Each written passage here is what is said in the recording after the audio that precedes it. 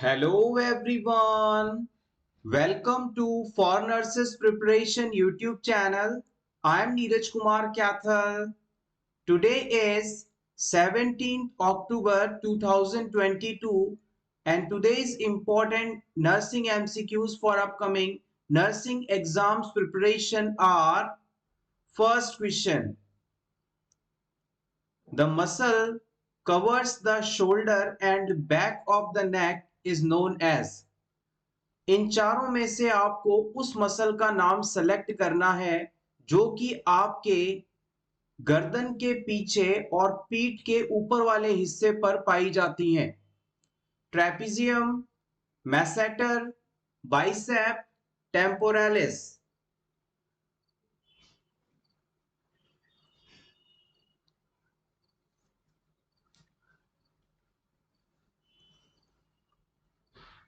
Yes, exactly यहां पर option A सही माना जाएगा। ट्रेपेजियम मसल्स आपके शोल्डर और back of the neck area पर पाई जाती है। आइए इन सभी मसल्स को क्विकली रिवाइज कर लें। कई बार बेसिक एनाटॉमी से इस तरह से क्वेश्चंस पूछे जा सकते हैं। सबसे पहले बात करते हैं ट्रेपेजियम मसल्स की। Either of pair of large triangular muscle extending over the back of the neck, shoulder and moving head and the shoulder blade. आपको इन चारों मसल्स की जो एग्जैक्ट लोकेशन की इमेज है उसे मैं अपने टेलीग्राम चैनल पर पोस्ट कर दूंगा। वीडियो देखने के बाद टेलीग्राम चैनल पर जाकर आप इनकी इमेजेस को देख सकते हैं। आपको हमेशा के लिए फिर ये याद हो जाएंगे। YouTube पर कॉपीराइट पॉलिसी के अकॉर्डिंग हम हर चीज की इमेज यहाँ शेयर नहीं कर सकते। So please join Telegram channel. इसका लिंक आपको इस वीडियो के डिस्क्रिप्शन में मिल जाएगा। ट्रेपेजियम मसल्स जो है किसी भी व्यक्ति की गर्दन और पीठ के ऊपर वाले हिस्से पर पाई जाती है। जैसे कि मान लीजिए ये कोई पर्सन है, इस पर्सन में जो ट्रेपेजियम मसल होगी वो इस जगह पर इस तरह से पाई जाएगी। This is left side trapezium muscle and this is right side trapezium muscles. इन दोनों मसल्स को जब आप एक साथ देखते हैं तो ये कुछ ट्रेपेजियम लाइक शेप की या डायमंड लाइक शेप की दिखाई देती है। Hopefully this is clear. Next हम बात करते हैं मैसेटर मसल की। प्रीवियस एग्जाम में इसके बारे में कई बार क्वेश्चंस पूछे गए हैं। आइए जानते हैं इसके बारे में। The masseter muscle is a facial muscle that plays a major role in chewing of the solid food. Exam में आपसे पूछा जा सकता है कि सॉलिड फूड को, हार्ड फूड सब्सटेंस को चबाने के लिए कौन सी स्ट्रॉन्ग मसल्स काम करती है, तो आप बताएंगे मैसेटर मसल। सिंपली कहें तो हमारे जॉ के अंदर ये मसल पाई जाती है। नेक्स्ट आता है बाइसेप्स। इसके बारे में तो आप सभी जानते होंगे। बाइसेप और biceps brachii is a large muscle that lies in front of the upper arm between the shoulder and elbow. Upper arm में शोल्डर और एल्बो के बीच में फ्रंट की तरफ जो मसल पाई जाती है उसे हम बाइसेप्स मसल के नाम से जानते हैं। जो body builder person body building के बाद अपनी बॉडी शो करते हैं अपने हाथ को मोड़कर, कॉनी को फ्लेक्स करके, तो उनके जिन मसल्स में फुलावट आती है वही मसल्स बाइसेप्स मसल्स के नाम से जाने जाते हैं। लास्ट आता है temporalis muscle. In anatomy temporalis muscles also known as temporal muscle, one of the muscle of mastication, is a broad fan shaped coherent muscle on each side of the head that fills temporal fossa superior to zygomatic arch. It covers the much of temporal bone. Simply याद रखिएगा, आपसे पूछ लिया जाए कि fan shaped muscle जो कि खाने को चबाने में भी हेल्प करता है और टेम्पोरल बोन के आसपास पाया जाता है, क्या कहलाता है, तो आप कहेंगे it is called temporalis muscle. It is a important muscle for mastication fan shaped found in the temporal region. Take a screenshot for your revision.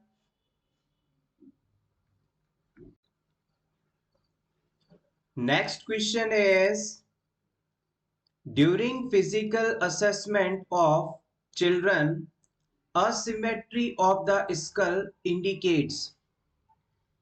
किसी बच्चे के स्कल का असेसमेंट करते समय, सर का असेसमेंट करते समय आपको उस बच्चे का सर यानी स्कल एकदम नॉर्मल शेप का नहीं लगता। स्कल का एक भाग ज्यादा फूला हुआ, ज्यादा उभरा हुआ है दूसरे तरफ के भाग के मुकाबले। तो इस असिमेट्री को यानी कि असिमेट्रिक स्ट्रक्चर को आप किस नाम से जानेंगे? हाइड्रोसिफेलस, क्रेनियोटैप्स, क्रेनियोसाइनोस्टोसिस या फिर ऑस्टियोजेनेसिस इम्परफेक्टा।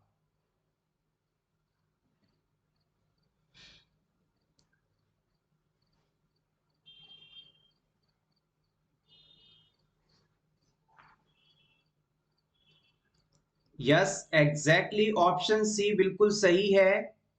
अगर किसी बच्चे की स्कल की सिमेट्री इक्वल नहीं है, सर का आकार जैसा नॉर्मल होना चाहिए वैसा नहीं है, तो ये कंडीशन क्रेनियोसाइनोस्टोसिस के नाम से जानी जाती है। क्रेनियोसाइनोस्टोसिस। आइए इन चारों ऑप्शंस के अंदर जो टर्म्स आई हैं उन्हें वन बाय वन डिस्कस कर लें। अपकमिंग एग्जाम्स के लिए इंपॉर्टेंट है। आप चाहें तो इसका स्क्रीनशॉट ले लीजिएगा आपके रिवीजन के लिए। सबसे पहले है वर्ड क्रेनियोसाइनोस्टोसिस। मैं पहले इसे रीड करूंगा और फिर इसे इजी लैंग्वेज में एक्सप्लेन करने की कोशिश करूंगा। Craniosynostosis is a birth defect in which the bones in the baby's skull join together too early. This happens before baby's brain is fully formed. As the baby's brain grows, the skull can become more misshapen, not having the normal or natural shape. The space between a typical baby's skull bone is filled with flexible material called suture. Normally आपने fetal school पढ़ा होगा। Fetal school के अंदर 8 cranial bones होती हैं।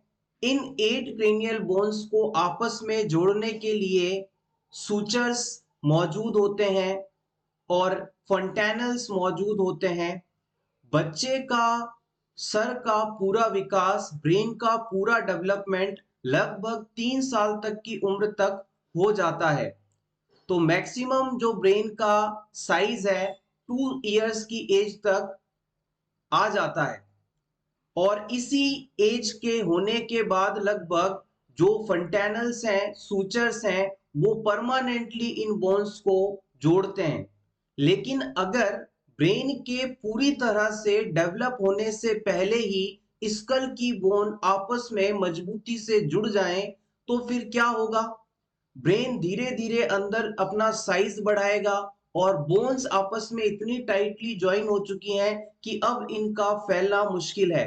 तो इस situation में अंदर से लग रहे लगातार दबाव के कारण स्कल की बोन एबनॉर्मली किसी एक तरफ से ग्रो कर जाती है, उभार के रूप में आ जाती है। इसी कंडीशन को हम क्रेनियोसाइनोस्टोसिस के नाम से जानते हैं। एक बार फिर से समझिएगा, अगर स्कल बोन्स ब्रेन के पूरी तरह से डेवलप होने से पहले ही परमानेंटली जुड़ जाएं, तो इस सिचुएशन में ब्रेन की ग्रोथ के कारण, ब्रेन के आकार बनने के कारण इन स्कल बोन का साइज एबनॉर्मल हो जाएगा, असिमेट्रिक हो जाएगा। तो ये कंडीशन क्रेनियोसाइनोस्टोसिस के नाम से जानी जाती है। होपफुली अब आप इसे भूलेंगे नहीं। नेक्स्ट हम बात करते हैं क्रेनियोटैप्स। क्रेनियोटैप्स क्या होता है? It is a softening of the skull bone. हमारे स्कल का निर्माण 14 फेशियल बोन और 8 क्रेनियम बोन से होता है। ये सारी बोन्स मिलकर स्कल बनाती हैं और इन स्कल की बोन्स में यदि सॉफ्टनिंग हो जाए यानी कि ये बोन्स नरम और मुलायम रह जाएं तो ये कंडीशन क्रेनियोटैप के नाम से जानी जाती है। Next important, osteogenesis imperfecta. Osteogenesis imperfecta क्या है? Is a inherited bone disorder that is present at birth.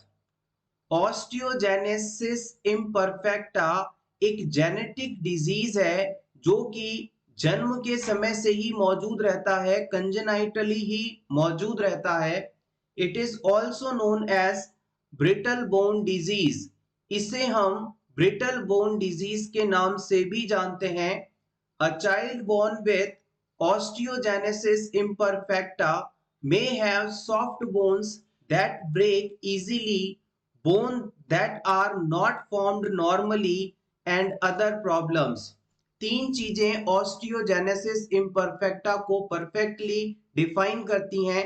सबसे पहली बात, ये एक जेनेटिक बोन डिसऑर्डर है जो कि जन्म के साथ ही मौजूद होता है।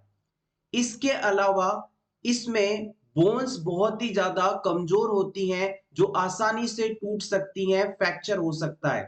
तीसरी चीज, इनके अंदर बोन की जो साइज है वो बिल्कुल एबनॉर्मल हो सकती है या बोन का डेवलपमेंट होता ही नहीं है, ये कंडीशन भी देखने को मिल सकती है।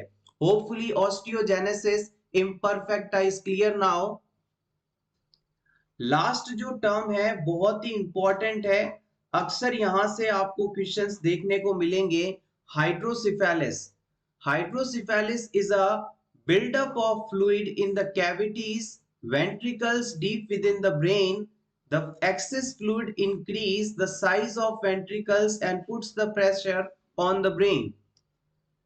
हमारे शरीर में हर मिनट 0.5 ml CSF का निर्माण होता है और फिर ये ब्रेन के आसपास चक्कर लगाने के बाद बॉडी में एब्जॉर्ब कर दिया जाता है।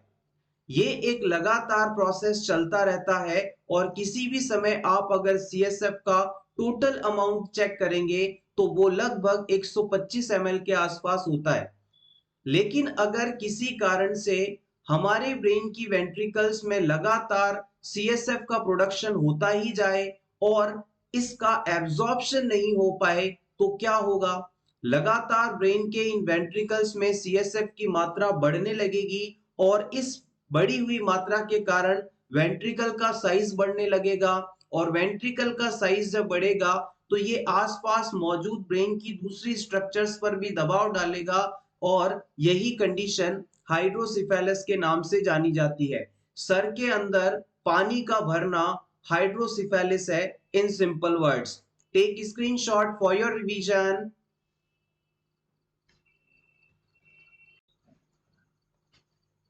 Next question, basic and important. Amount of oxygen in maximum amount of inspired air is। जब आप रेस्पिरेशन के लिए गैस को इनहेल करते हैं, इंस्पायर करते हैं, तो उस समय ऑक्सीजन का कॉन्सेंट्रेशन इस एयर के अंदर कितना होता है? सिंपली कहें तो एटमॉस्फेयर में जो एयर मौजूद है उसमें ऑक्सीजन की मात्रा कितनी है ये आपको बताना है। यस एग्जैक्टली, आपने बिल्कुल सही आंसर सेलेक्ट किया है। It is 21%। हमारे एटमॉस्फेयर में जो एयर है उसका 78% यानी सबसे ज्यादा नाइट्रोजन होता है, उसके बाद 21% ऑक्सीजन होता है, इसके बाद बाकी सभी गैसेस आती हैं। अगर एग्जामिनर आपसे यहाँ पर इंस्पायरेशन की बजाय एक्सपायरेशन के बारे में पूछ लेता तब आप क्या कहते? इंस्पायरेशन के अंदर तो आपने बता दिया कि भाई हम जब गैस इन करते हैं तो एटमॉस्फेरिक एयर में 21% ऑक्सीजन होती है। अब वहीं पर यदि एक्सपायरेशन के समय आपसे पूछ लिया जाए कि एक्सपायरेशन में हम कितना ऑक्सीजन एक्सपायर करते हैं तो आप इसका आंसर क्या बताएंगे?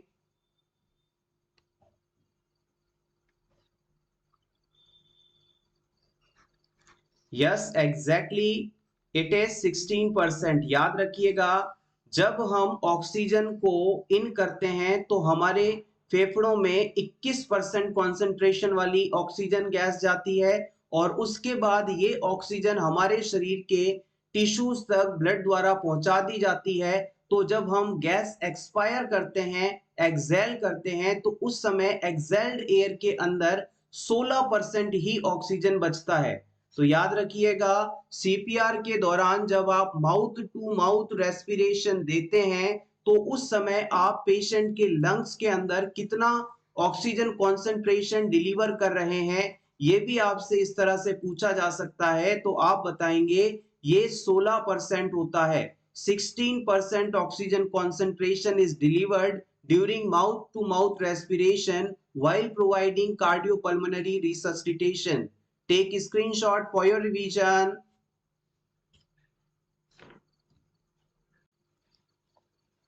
Next question. Commonest type of fracture seen in children is. बच्चों में सबसे ज्यादा होने वाला फ्रैक्चर टाइप कौन सा है? Colles fracture, pathological fracture, Pott's fracture, greenstick fracture.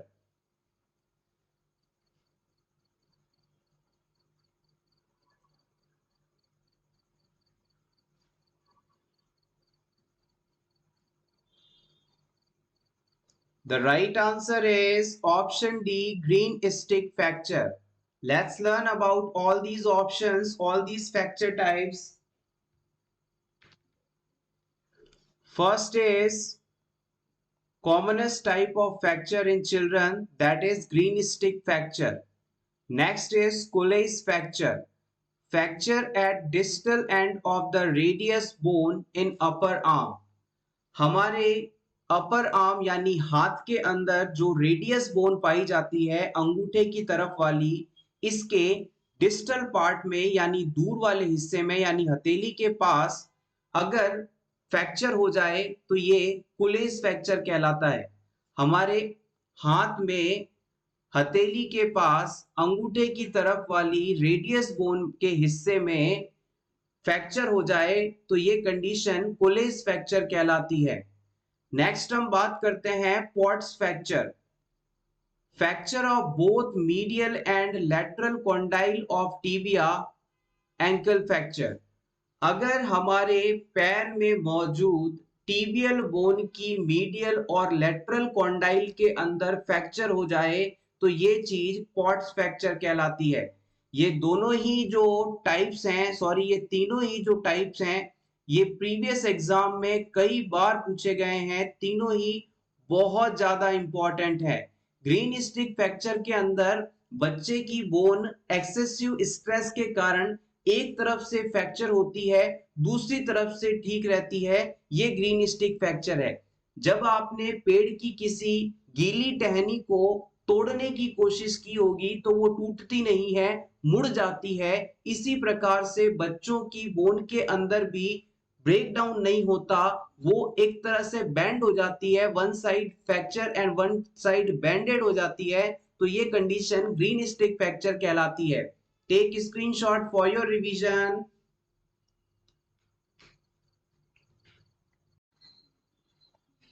Next question. This first assessment performed by the nurse while initiating a nurse-patient relationship. जब एज अ नर्स आप किसी पेशेंट को केयर देना शुरू करते हैं, नर्स पेशेंट रिलेशनशिप स्टार्ट करते हैं, उस समय सबसे पहले कौन सा असेसमेंट आपके द्वारा परफॉर्म किया जाता है? सबसे पहले क्या वाइटल साइंस चेक करते हैं? क्या आप अपीयरेंस और बिहेवियर चेक करते हैं? क्या ऑब्जर्विंग स्पेसिफिक बॉडी सिस्टम का असेसमेंट करते हैं? या collection of detail health history लेते हैं? जब पेशेंट के से आप पहली बार मिलते हैं पेशेंट को केयर प्रोवाइड करने के लिए, तो उस समय सबसे पहला असेसमेंट क्या होता है?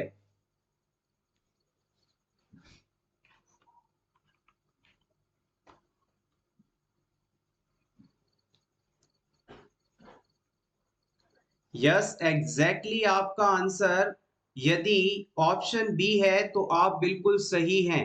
जब आप किसी पर्सन से सबसे पहले मिलते हैं तो उसे आप देखते हैं कि उसकी अपीयरेंस कैसी है। क्या वो डल है, क्या वो एक्टिव है, क्या वो क्लीन है, क्या वो डर्टी है, क्या वो मोटिवेटेड है, क्या वो रेस्टलेस है, वो कैसा दिख रहा है, उसकी फिजिकल अपीयरेंस क्या है, सबसे पहले इसे देखा जाता है और फिर उसका बिहेवियर आता है और बाकी सभी पॉइंट्स को नेक्स्ट स्टेप्स में देखा जाता है। Hopefully this is clear.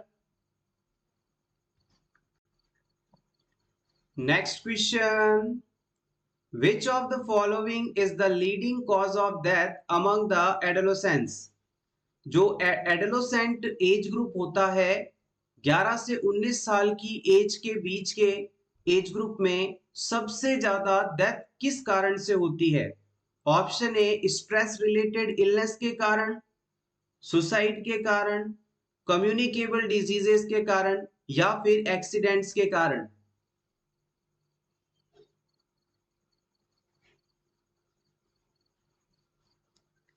Communicable disease यहां पर सही आंसर नहीं है। इस एज ग्रुप के बच्चों में सुसाइड जैसी कंडीशन नहीं देखी जाएगी। 11 से 20 साल के बच्चों में कोई बड़ा स्ट्रेस फैक्टर नहीं होता। सो फाइनली ऑप्शन डी बचता है, एक्सीडेंट। इस उम्र के बच्चों में इम्पल्सिविटी देखी जाती है, यानी कि उनके दिमाग में बहुत तेजी से विचार आते हैं और उनका दिमाग बिना कुछ सोचे समझे इस विचार के आते ही वो एक्शन ले लेते हैं। इसी कारण इस एज ग्रुप के बच्चों में ज्यादातर एक्सीडेंट्स देखने को मिलते हैं और इससे उनकी डेथ भी होती है। तो एडोलेसेंट एज ग्रुप के अंदर accident, A for adolescent, A for accidents, इस तरह से भी आप इसे लिंक कर सकते हैं। Next question, tightness of porpus of penis is called। Penis के ऊपर की स्किन का बहुत ज्यादा टाइट होना, इतना कि टाइटनेस के कारण इस स्किन को पेनिस के ऊपर पुल बैक ना किया जा सके, क्या कहलाता है? Orchitis, prostatitis, phimosis, balanitis. Skin of the penis का बहुत ज्यादा टाइट होना जो कि पेनिस के ऊपर पीछे की तरफ खिसका ही ना जा सके, क्या कहलाता है? ये कंडीशन क्या कहलाती है?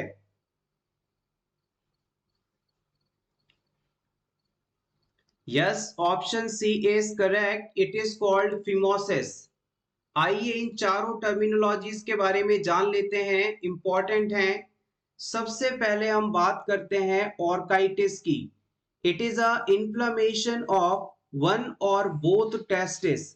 अगर आप किसी मेल के अंदर, किसी मेल पर्सन के अंदर किसी इंफेक्शन, बैक्टीरिया, वायरस आदि के इंफेक्शन या फिर किसी ट्रॉमा के कारण टेस्टिस के अंदर इन्फ्लेमेशन हो जाए तो ये कंडीशन ऑर्काइटिस के नाम से जानी जाती है। टेस्टिस में इन्फ्लेमेशन का होना ऑर्काइटिस के नाम से जाना जाता है। नेक्स्ट टर्म है prostatitis. Prostatitis condition, inflammation of the prostate gland and it can be very painful. अगर मेल यूरिथ्रा के पास पाई जाने वाली प्रोस्टेट ग्लैंड में स्वेलिंग आ जाए तो ये कंडीशन प्रोस्टेटाइटिस कहलाती है और ये कंडीशन बहुत ही पेनफुल हो सकती है, दर्ददायक हो सकती है। किसी भी शब्द के पीछे यदि आपको आइटिस शब्द लगा मिले तो इसका मतलब होता है इन्फ्लामेशन। यहां पर आप देख सकते हैं ऑर्काइटिस शब्द के पीछे आइटिस लगा है, प्रोस्टेटाइटिस के पीछे भी आइटिस लगा है। इसके बाद नीचे बताई स्ट्रक्चर के अंदर भी बेलेनाइटिस है, उसमें भी आइटिस लगा है। जहां भी ये आइटिस शब्द आपको देखने को मिलेगा इसका मतलब होता है कि उस पर्टिकुलर एरिया में इन्फ्लेमेशन से रिलेटेड कोई ना कोई कंडीशन जरूर है। नेक्स्ट हम बात करते हैं फिमोसिस कंडीशन, जो कि इस क्वेश्चन में पूछी भी गई थी। Phimosis is a condition where the foreskin is too tight to be pulled back over the head of the penis is called phimosis। अगर किसी मेल के पेनिस के हेड पार्ट में यानी ग्लांस पेनिस के ऊपर स्किन को कवर नहीं कर पा रहे हैं, स्किन को उसके ऊपर पुल बैक नहीं कर पा रहे हैं, तो ये कंडीशन फिमोसिस के नाम से जानी जाती है। फिमोसिस कंडीशन के ट्रीटमेंट के लिए सर्जरी की जाती है और इस ऑपरेशन को हम सर्कमसीजन प्रोसेस के नाम से जानते हैं। लास्ट टर्म है balanitis. It is a inflammation of the glans penis head of the penis. Penis के आगे वाले हिस्से को यानी head part of the penis पर यदि इन्फ्लेमेशन आ जाती है तो ये कंडीशन बैलेनाइटिस कहलाती है।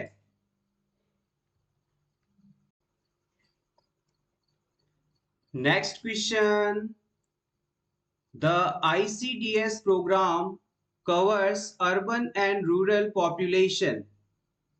Integrated child development services programme urban और रूरल एरिया में कितनी आबादी को कवर करता है?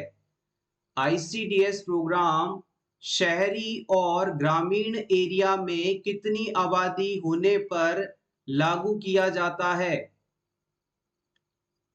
1 लाख, 1.5 लाख, 2 लाख, 2.5 लाख।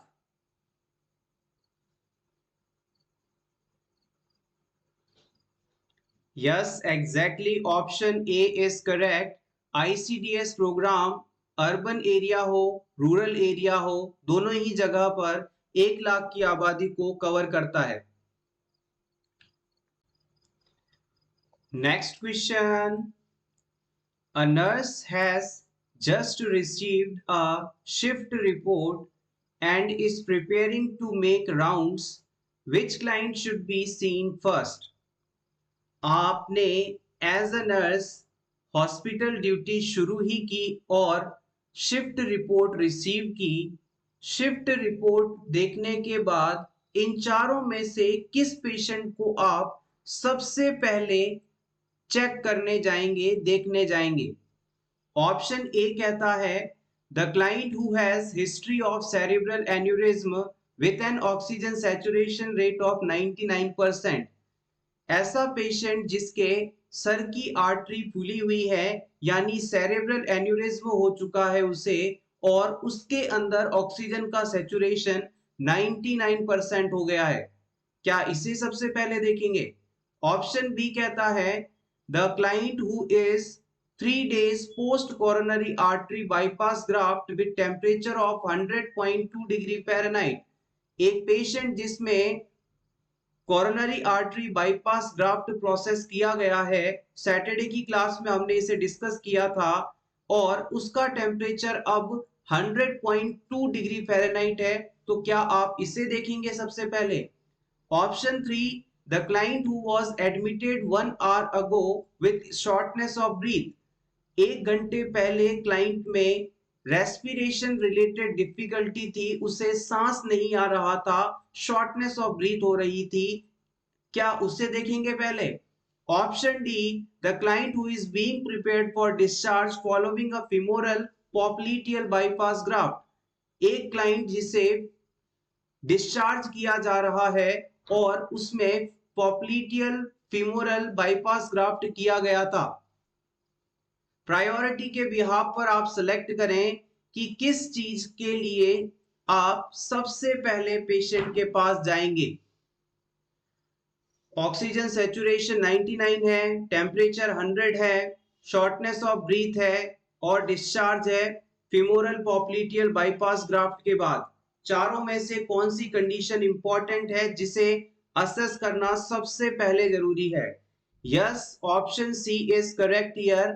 हमेशा याद रखिएगा, जब भी प्रायोरिटी वाले क्वेश्चन के अंदर आपको ऑक्सीजन, रेस्पिरेशन, इससे रिलेटेड कोई चीज दिखे तो सबसे ज्यादा प्रायोरिटी उसे ही माना जाएगा।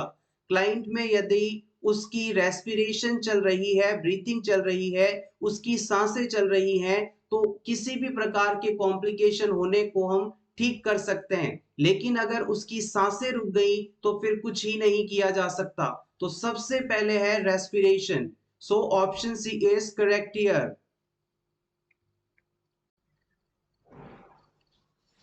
Next question, which is a perception disorder? इनमें से कौन सा कंडीशन परसेप्शन से रिलेटेड डिसऑर्डर से संबंधित है? Delusion, obsession, apathy, hallucination.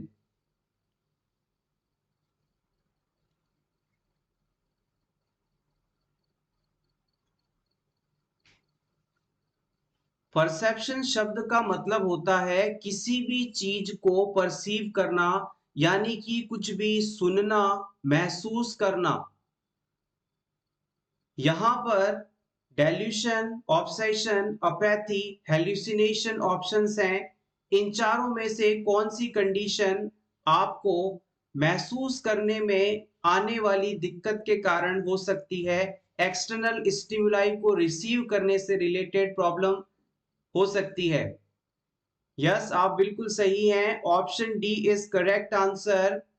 हैल्यूसिनेशन वह कंडीशन है जो कि परसेप्शन से रिलेटेड है, परसेप्चुअल डिसऑर्डर है। इसमें क्लाइंट को कुछ ऐसी चीजें सुनाई, दिखाई या महसूस देती हैं जो वास्तव में है ही नहीं, हैल्यूसिनेशन में है ही नहीं। पेशेंट कुछ ऐसी आवाजें सुनता है जो वास्तव में वहां नहीं है, उसे कुछ ऐसा टेस्ट आता है जो है ही नहीं।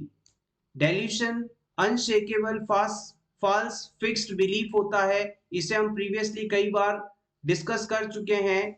ऑब्सेशन का मतलब होता है कि किसी भी प्रकार की रुकावट आना, क्लाइंट के माइंड में लगातार एक ही विचार बार बार आता रहता है, इस कंडीशन को हम ऑब्सेशन कहते हैं। और क्लाइंट फिर इस बार बार आ रहे विचार से अपनी एंजाइटी को कम करने के लिए कुछ कंपल्सिव एक्ट करता है, तो ये चीज ऑब्सेसिव कंपल्सिव डिसऑर्डर कहलाती है। यहां पर हेल्यूसिनेशन से इसके कुछ इंपॉर्टेंट टाइप्स के बारे में पूछा जा सकता है। हेल्यूसिनेशन बेसिकली हमारे शरीर के 5 सेंसेस से रिलेटेड होते हैं। आपने छोटी क्लास के अंदर पढ़ा होगा कि हमारे 5 सेंस ऑर्गन्स होते हैं, जिसमें आंख, नाक, कान, जीभ, त्वचा इंक्लूड करते हैं। आईज, नोज, ईयर, टंग, स्किन। हिंदी में काफी अच्छे तरह से हमें ये मगअप किया हुआ है, हमने इसे रट रखा है। इंग्लिश में थोड़ा टाइम लग जाता है, फिर भी आप इसे याद रखें। आंख, नाक, कान, जीभ, त्वचा, these are the 5 sense organs of human body. अगर किसी क्लाइंट को आईज से रिलेटेड कोई प्रॉब्लम होती है, यानी कि व्यक्ति कुछ ऐसी चीजें देखता है जो कि वास्तव में वहां है ही नहीं। पेशेंट आपसे कहता है मुझे वहां पर खड़ा हुआ आदमी दिखाई दे रहा है, जबकि वास्तव में वहां कोई आदमी नहीं है, तो इसका मतलब है क्लाइंट को विजुअल हेल्यूसिनेशन हो रहा है। अगर क्लाइंट आपसे कहता है कि उसे कुछ ऐसी खुशबू आ रही है जो कि वास्तव में वहां है ही नहीं, तो ये ऑल्फैक्टरी हेल्यूसिनेशन कहलाता है। आईज हो गया, नोज हो गया। थर्ड आता है ईयर। अगर क्लाइंट को कुछ ऐसा सुनाई दे जो वास्तव में वहां नहीं है, क्लाइंट अपने पास खड़े किसी आदमी की बातों को सुन रहा है जबकि वास्तव में वहां कोई है ही नहीं, तो ये कंडीशन ऑडिटरी हेल्यूसिनेशन कहलाती है। इसके बाद हम टंग की बात करते हैं। खाना खाते समय क्लाइंट को कुछ ऐसा टेस्ट फील होता है जो कि वास्तव में उस खाने में है ही नहीं, तो इसे आप गैस्ट्रेटरी हेल्यूसिनेशन के नाम से जानते हैं। और फाइनली आपकी स्किन की बात करेंगे। जनरली ये जो लोग ड्रग्स लेते हैं, कोकीन वगैरह के एडिक्टेड होते हैं, उनमें ये एबनॉर्मल फाइंडिंग देखने को मिलती है। ये सोमैटिक हेल्यूसिनेशन देखने को मिलता है। इन पेशेंट्स को ड्रग वगैरह लेने के बाद में कुछ ऐसा फील होता है कि इनकी स्किन के नीचे कुछ केकड़े जैसी चीज चल रही है, कोई एबनॉर्मल मूवमेंट हो रही है, ये उन्हें फील होता है। इसे हम टैक्टाइल या सोमैटिक हेल्यूसिनेशन के नाम से जानते हैं। Feeling of abnormal sensation exactly due to not valid reason or not valid external stimuli is called tactile hallucination. Take screenshot for your revision. Thank you so much everyone for watching this complete video. अगर class अच्छी लगी हो तो please इसे like कर दीजिएगा और आज की क्लास की जितनी भी इंपॉर्टेंट इमेजेस हैं सभी आपको टेलीग्राम चैनल पर मिलेंगी, उसे जरूर ज्वाइन करें। आपकी प्रैक्टिस के लिए रेगुलरली वहां पर पोल्स क्रिएट किए जा रहे हैं। Best of luck.